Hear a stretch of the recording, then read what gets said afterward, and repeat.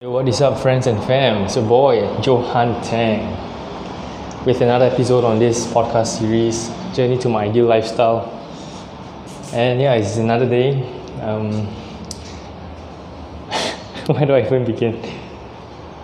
So lately, for today, I've been. I think I mentioned again, like 2-3 episodes ago, I mentioned about the MTW kind of system, right? So today's what day is today? Today's Thursday. I'm actually resuming my tuition. Teaching tuition at the tuition center somewhere in Singapore. And yeah, that's pretty great. But at the same time, yeah, today's, as I said, sorry, I was a bit confused myself. It's a Thursday. I'm supposed to have completed all my video filming for my Married Man niche, the first. So what I'm doing for that, actually, to give you guys a bit more detail, is I just created a system to help me to organize my workflow, my weekly workflow in terms of content production, because I realized just how important content production is for any kind of business, especially a business such as a coaching business. So that's that. And so basically, yeah, I just finished my first week of a system that will incorporate. I just finished filming of the first week of videos out of a 3 to 4 week long, kind of like a launch campaign, but it's going to be an evergreen launch campaign. At the end of the launch, basically at the end of the week, after I roll out and drip out my video series from week 1 to week 2 to week 3, week 4 I'll open up the floor for a group coaching program for married men. So that's what's going to be happening. And yeah, so basically that's like the plan. Most importantly though, I also kind of mentioned, I think, that I'll have to also incorporate going back to forums, going back online, and actually giving value to different groups, different Facebook groups, finding the people that are actually having a real problem, and then starting interactions with them, right? Being able to give them value, providing them my care, providing them my attention, right? So that's actually going to be the bread and butter, even though I'm already beginning producing my own content. So yeah, that's that. And on a separate note as well, I want to talk a bit more about also, like today the first thing I did after I reviewed my goals was to actually just get my first most important task done for the day, which is the filming of my last video, because I was supposed to film all 5 videos yesterday, but by the fourth video out of a total of 5 videos, I actually kind of ran out of juice. I think maybe because the night before I didn't really sleep that well as well. But the main thing is, yeah, I cut myself some slack. So this morning, the first thing I did was to film that video. It felt great. You want to have wins early on in the day as much as possible.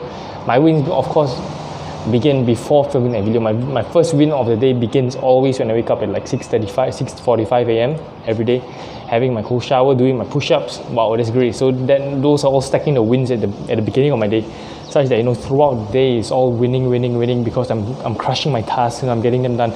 I'm moving with that momentum. But of course, I'm also cutting myself some slack when I feel tired, when I feel that I've done a lot of work, and I allow myself to take a break. So for example, for today, I actually didn't complete my fast, because I also know as well that later on at 7 p.m. I need to go and teach tuition. I will not be able to break fast anyway.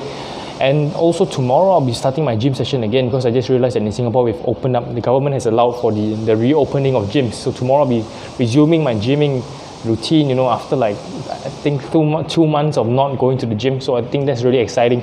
And yeah, I just want to make sure that I'm consistent and I'm able to sustain my body, which is like a machine itself, right? So I don't want to be pushing my body into like survival mode, and it will feel basically really shitty for me all around. And I know that will also affect my work as well.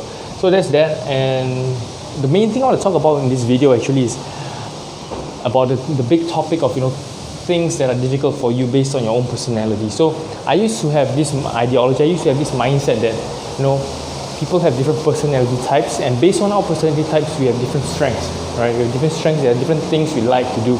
A very quick example of this is, for example, for me, I'm more of a big picture person. So what this means is that we talk about concepts, talk about topics, we talk about events, we talk about intangible stuff, ideas. Wow, I love those things. I can break them down, I can cut them up, I can spit them out, I can debate, I can interact, I can discuss.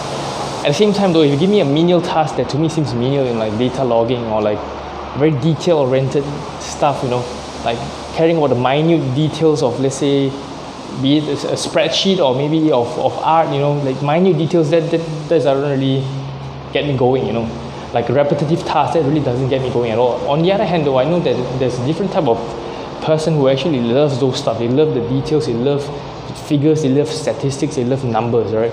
And for me, it's okay, but then it's just something I would prefer not to do. And what I've been forced to do actually, because I've been rolling out my system of weekly content creation, is right now I realize that I need to begin editing my videos properly. Last week when I started rolling out the Peng Joon videos, I just wanted to get a feel of actually posting videos on my Facebook, right, and putting myself out there. It was okay because it's really simple. I just added the borders for the videos, the top and the bottom borders with some text, and I just press upload, right? But now I realize that I want to get more serious about it. I need to really begin editing my videos because I'm not that great yet at just recording a video in one take, I still have those ums and ahs, here and there. So I want to make sure that the flow is the greatest it could be for the viewer, for the listener, right?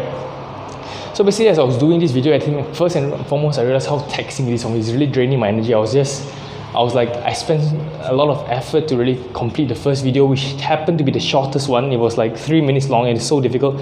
But I had 4 more to go, and the other 4 videos are all like on average 7 to 8 minutes long. So can you imagine like how taxing it was for me? But I'm now halfway through the third video out of 5. And basically through that process is something difficult, and the first thing that came to mind for me to do was to try and be smart about it. Look online on Fiverr and try and outsource it. That was the mindset I used to have as well, and I used to think that that was something that a real entrepreneur would do. They would learn how to outsource, and like know their strengths and outsource their weaknesses. And I think that's great and all, but I think in the beginning stages, especially right now, and also because I've learned to really value my money more as well, and complete things, I realized, wow, in doing that difficult thing, which is editing all my videos, it actually gave me an opportunity to really take a look at and listen to how I actually presented in front of the camera. And that is really mind-blowing, because then I started to create some Word documents while I was doing the editing, to take note of key points I want to make sure I want to improve on in terms of how I speak, how I communicate, as well as the metaphors I need to include in my video content. Because I realized, people don't want to get bogged down. They don't want to get bogged down by too many details.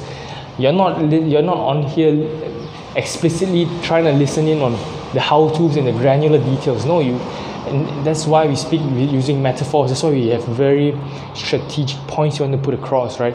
And that's why Russell and so many people who've done publishing, they mentioned you publish first and foremost to get your own story, to find your voice. And I guess I realized that this is the whole entire process, because now I realize in my video itself there's so many content, but because there's so many content, it's so haphazard and it's so ineffective. There's no concentrated point at which I want the viewer, the listener, the audience to actually go towards or move towards.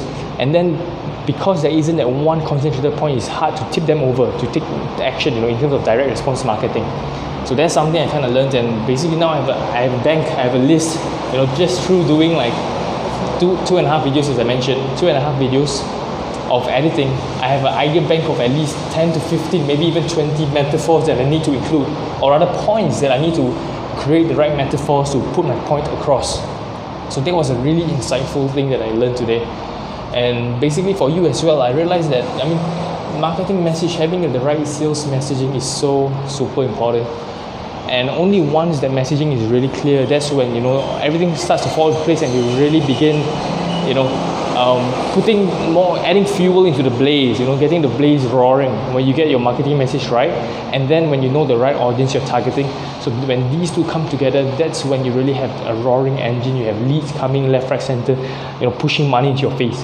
So that's what I'm going through that process of really perfecting my messaging and perfecting the way.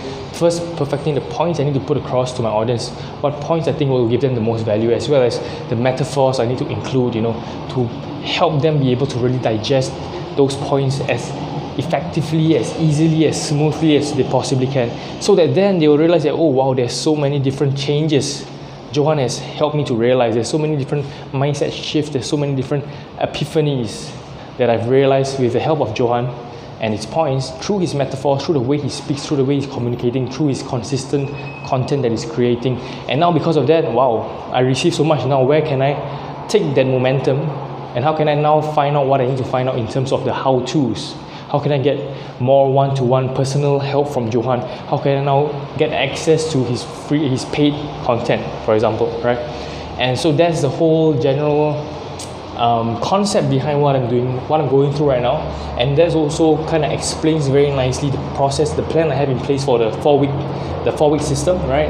In basically my content marketing strategy, whereby the first 3 weeks will be going through, the content. Week 1 for the cold audiences, week 2 for the warm audiences, week 3 for the hot audiences, and week 4 then when I've been giving them consistent value in the best way possible, when I communicate it really, really well to them and result in them having that mindset shift, the fundamental shift, the transformation internally, that's when they'll be ready for me to actually showcase to them a great offer, and that's when they'll feel really ready to buy from me and pounce on the brilliant offer that I have for them.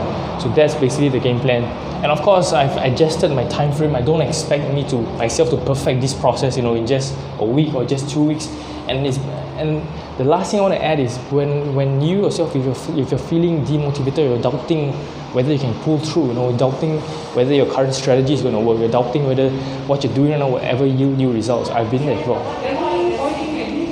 And in fact, I'm still there, right? Excuse me, some guys just came out of the lift. Yeah, in fact, I'm still there, right? So the main thing I want to say is that you need to really adjust your time horizon, because once you adjust your time horizon, that's when you realize, like for me now, I know that I'm not just going to be doing this for just a week. I don't expect the results to come in a week, even though, on the other hand, I'm going to put it from another perspective, even though also I've been in this for like 1-2 years already, but I don't expect myself to really see immediate results without first putting in the work, without first showing my dedication to the craft as well. So adjusting the time horizon has really helped a lot, and it's because I adjust the time horizon, it's because I know how super important it is for me to put out work consistently, even if blows might come my way, and still have that resilience to push through.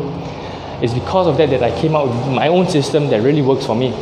And I think it's through the systems we have that we can really help us result in getting consistent, long-term effort and motivation in what we do. And after we get that, after we put in that amount of consistent effort and work over time, that's when the results will just come to us. And and by the time that happens, even if you wanted to stop it, you wanted to stem the flow, you could not stem the flow anyway. So that's my personal huge belief, and that's what I'm really moving towards right now for myself. So with that, is that all for this video? I think there's some stuff there's still stuff mixing up in my head, my own learnings. I mean, it's still difficult for me to really just sit down and like listen through the whole recording and watch my video playing, listen through, and then pause it, and then like cut the snippet and pauses the ums and the ahs and cut things out and change the thing. But overall, I realize that it's so crucial and it's so important for me to do it, because this is the process of me really improving the way I communicate, improving how I talk to the camera, improving how I get my message across. And ultimately, I just know for sure that this is what will lead to really long-term sustained growth, profits, for sure, success, and also the greatest impact for others as well. So with that, I think this will be the end of this episode, and I hope you derive a lot of value from this. And I will see you on the next one. This is Johan Tang. Thank you for having me with you today, and I'll see you on the next one. Bye.